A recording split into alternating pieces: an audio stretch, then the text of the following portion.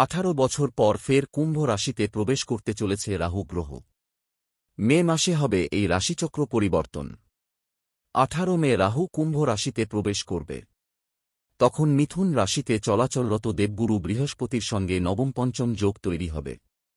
জ্যোতিষ মতে দুই গ্রহ যদি একে অপরের থেকে নবম এবং পঞ্চম স্থানে অবস্থান করে তাহলে নবম পঞ্চম যোগ গঠিত হয়। এই রাহু বৃহস্পতি নবপঞ্চম রাজযোগ আগামী 1 বছর 5টি রাশির জন্য অত্যন্ত শুভ হতে পারে। কর্মক্ষেত্রের সমস্যা মিটবে। জীবনের নানা জটিলতা কেটে যেতে পারে।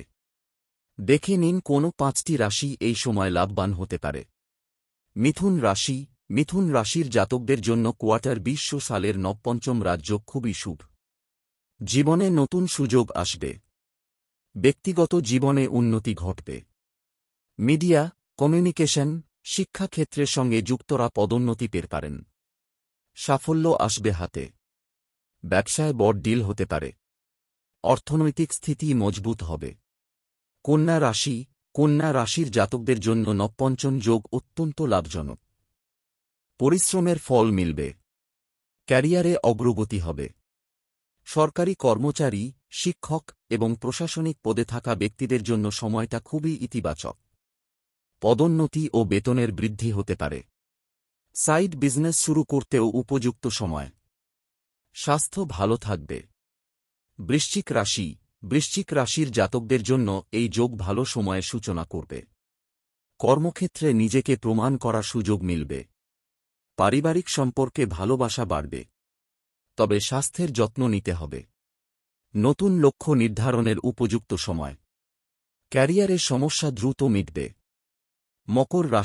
মকর রাশির জাতকদের জন্য নবপঞ্চম যোগ অত্যন্ত শুভ। আর্থিক ও ব্যক্তিগত জীবনে উন্নতি হবে। চাকরিতে পদোন্নতির সুযোগ আসবে। পরিবারের মধ্যে শান্তির পরিবেশ তৈরি হবে। স্বাস্থ্যের যত্ন নেওয়া জরুরি। নতুন পরিকল্পনায় কাজ করার সুযোগ আসবে। সম্পর্কে সততা বজায় রাখলে মানসিক শান্তি মিলবে। কুম্ভ রাশির জাতকদের জন্য নবপঞ্চম রাজযোগ কোয়ার্টার 20 সালে নতুন শক্তির সঞ্চার ঘটাবে।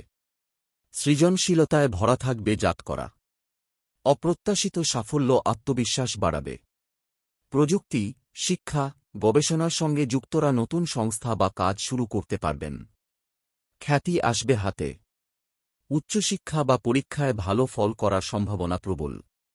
ভাগ্য থাকবে পুরোপুরি সহায়। 18 বছর পর ফের কুম্ভ রাশিতে প্রবেশ করতে চলেছে রাহু গ্রহ। মে মাসে হবে এই রাশিচক্র পরিবর্তন। 18 মে রাহু কুম্ভ রাশিতে প্রবেশ করবে। তখন মিথুন রাশিতে চলাচলরত দেবগুরু বৃহস্পতির সঙ্গে নবম পঞ্চম যোগ তৈরি হবে।